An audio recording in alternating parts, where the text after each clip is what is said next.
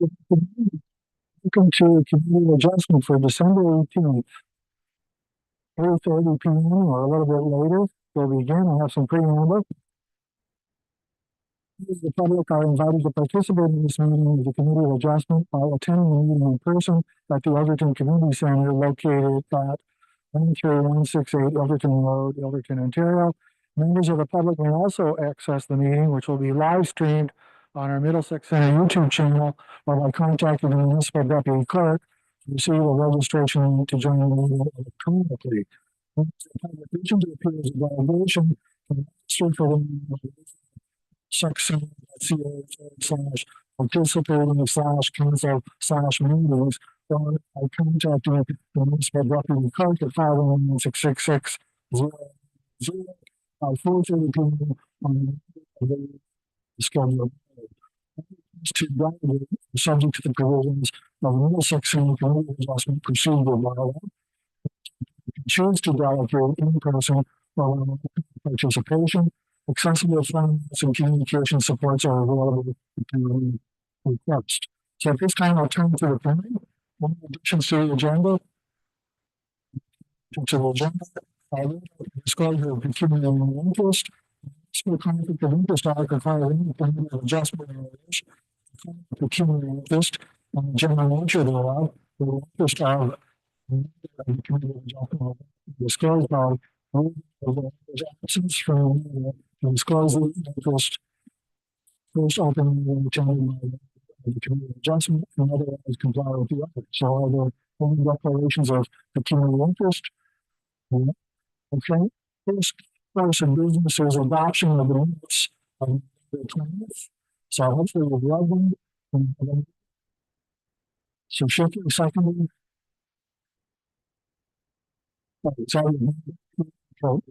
Seconded is who writes. Okay, on the favor. That's good. So we're going to applications to two applications in deal with.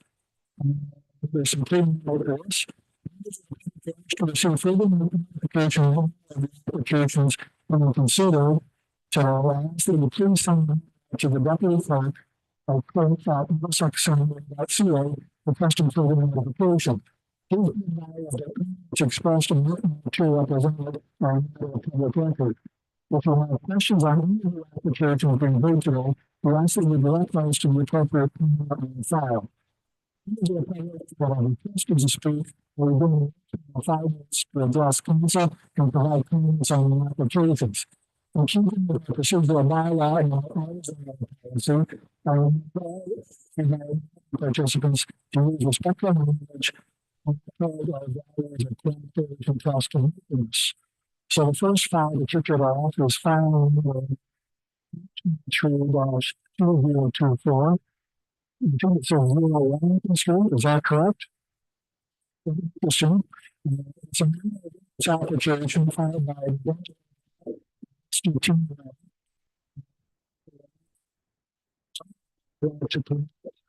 accessory buildings, which will be described in detail by a plan. This one,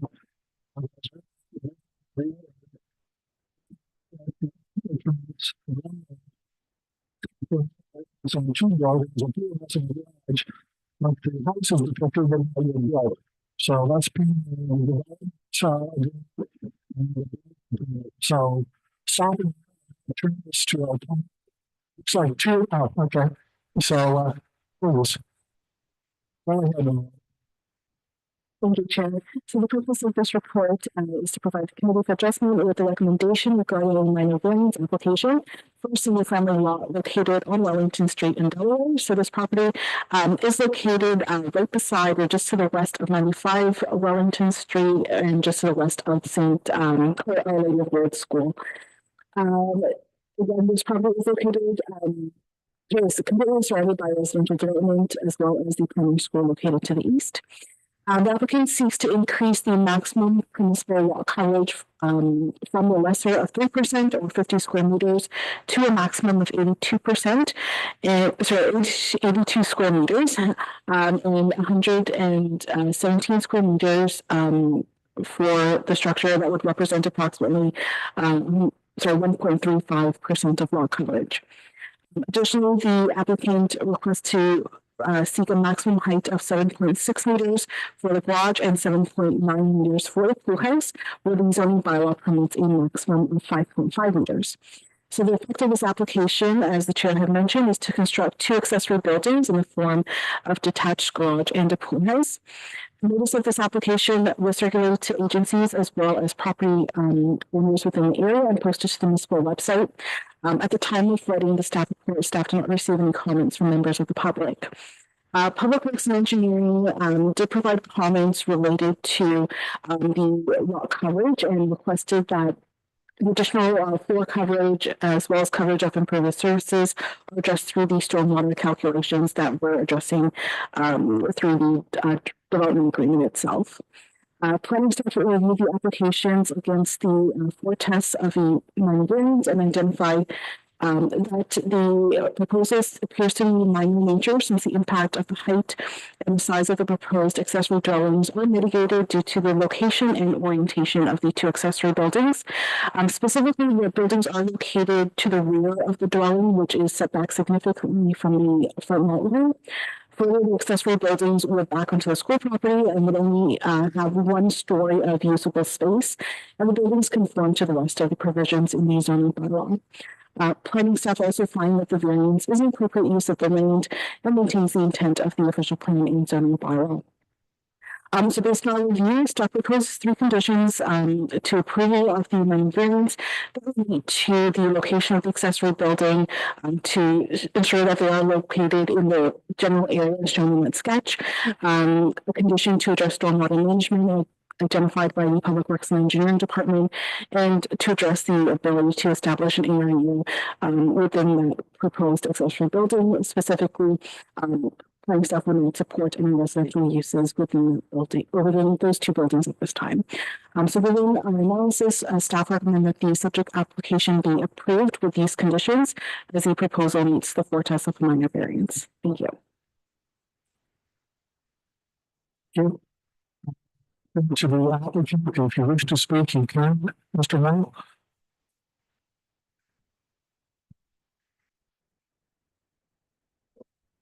Yeah, it's okay. I think we're here. Um,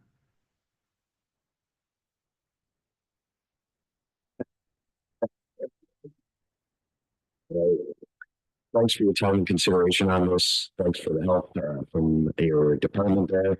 And I've got nothing really more to add to her comments. Thank you. So there's nobody to speak to this. Is there anybody to speak to us? Thank you. So, for comments or questions? Mr. Shipley. I think the chair needs to know that Mr. Royal, one-story buildings, correct? Why are you the peak so high on them? Why are you going so high on the peak?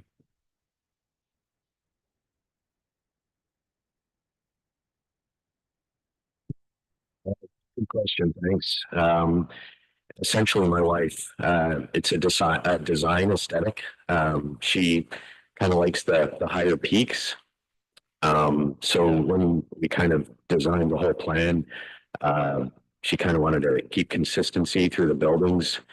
So unfortunately, the higher peak resulted in an exceedance of the bylaw. Thanks. Council out. Chair, Mr. Moyle, sorry. Does this mean that you're gonna come back with the house is gonna be minor variance for height too, or? No, the house is actually in compliance. Okay, thank you for that. And then the accessory buildings too, it says, I think there instead of the sides and the backs, there can't be any windows. Just for where the location is, right? The exterior sides and the backs, there won't be any windows. There are windows on the back of the one floor house. But it's separated from going school lot. It's basically field in terms of what the windows are kind of looking at, kind of thing. Okay, Yeah. yeah, as long as there's nothing pointing towards your neighbors or the school. Right. Thank you. So I can comment on this. On the one side is school, there's a big play area, so it's distance from the school. On the other side, there's plenty of room to the neighbors, so we can see that as an issue. It's the case. Thank you, through Mr. Chair. Well, first of all, they didn't ask for side yard setbacks anyways, that's when. Okay. For side yard setbacks, that's when we talk about no windows, correct, Maureen? Yeah, that is correct. It was just related to their lot coverage and their height. Thank you. My, just a simple question for my curiosity here. So when in your table, when you said that they can have 3%, and then in the other half of what they're asking, I'm just curious what percent it is that it equals. You just wrote 82 square meters. I'm just curious what it equals to. Do you know off the top of your head? Yes, so the 82 meters, square meters across the entire property would be roughly 1.35%.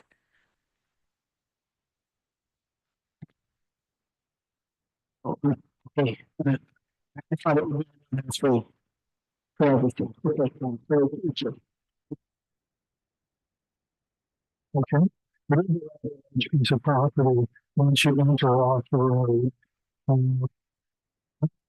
to opportunities of conservation for the solicitor document pertaining to this application, without objections to this application. There's no other correspondence. I'm attorney is.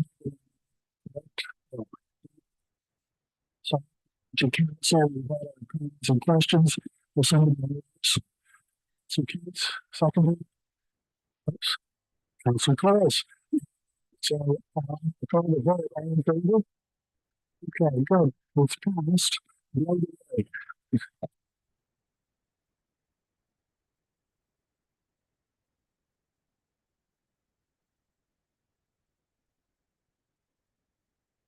Okay. Which is 5.2, which is O22-2024, 126 Edgewater Boulevard, producer New Orleans, followed by Sebastian Rose, changes to accessory building. So I'll turn it over to the planning in this case. With the red one. There we go. It's Gerald, you're up. The chair, thanks, chair and members of the committee. So, the purpose and effect of this application, which is minor variance A22 slash 2024, is to seek relief from the zoning bylaw as it does relate to the maximum lot coverage for an accessory building, which is located in the urban residential first density zone. So in this case, the applicant is proposing a maximum lot coverage of 40.8 square meters, which is represented as 5% lot coverage. Whereas the bylaw permits a maximum of either 50 square meters or 3% lot coverage, which in this case would be limited to 3%. So the property is located on the northeast side of Edgewater Boulevard. It's south of the intersection of Edgewater and Westbrook Drive in Kilworth. It's surrounded by single detached dwellings, essentially on all sides. It is designated settlement area according to the county's official plan, residential and Middlesex Center's official plan, and it is zoned the urban residential first density zone in the zoning bylaw. So I have reviewed the request for the minor variance against the four tests of the Planning Act. Generally, I would say the impact of the increase in size of the accessory structure is considered appropriate given that the location of the accessory building is in the rear yard, which is fenced. Also, the structure would be subordinate to the existing residential dwelling that's located on the lands. I don't anticipate any negative impacts to adjacent parcels with respect to the size, and I am of the opinion that the proposal does meet the four tests of the Planning Act. I did circulate, or staff circulated the application. We did not receive any formal comments back from the public. So given the above, I am recommending approval of application A22 2024, subject to the recommendations in the report. Thank you. Thank you, Dan. Is there anybody that wishes to speak to us? Please then turn to council for comments or questions.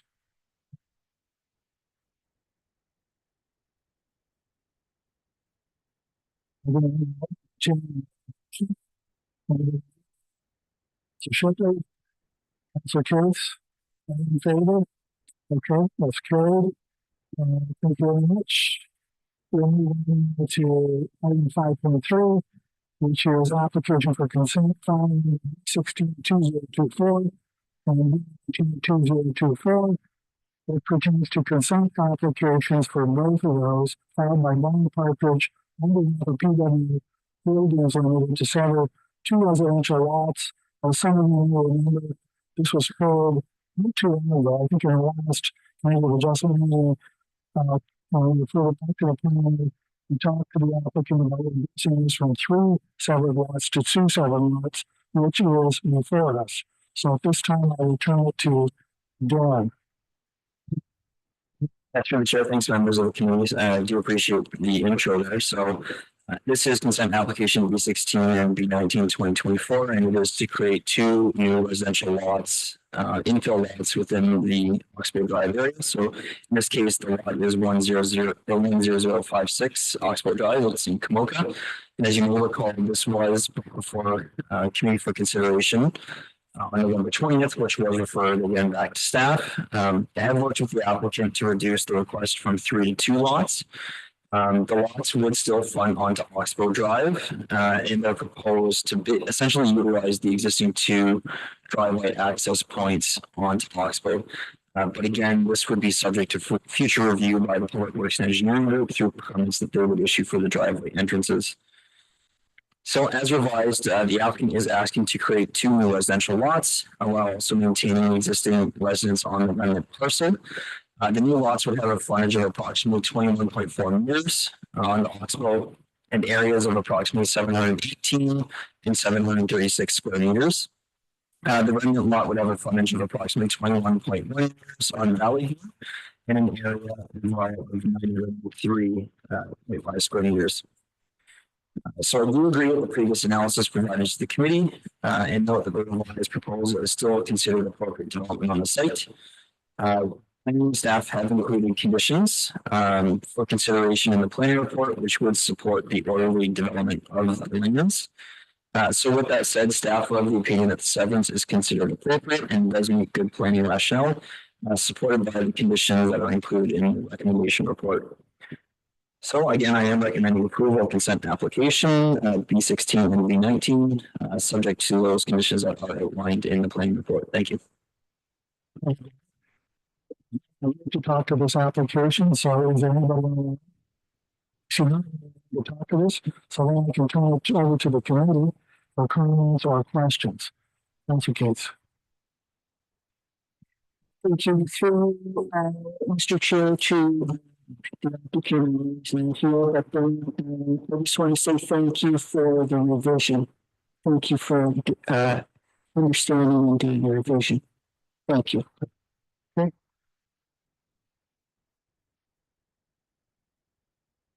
At this time, Mr. Case, Council Oates. Okay, call the vote. Are you in favor? Well, it's approved. So this application rather from the correspondence there is in business. Sorry. Oh, sorry. For correspondence. Okay. For receiving no correspondence. And second. Oh, sorry. I didn't see it doesn't. It shows now. Yeah, okay, so we can receive that. So we will receive that. Yes, Jane calls. And second,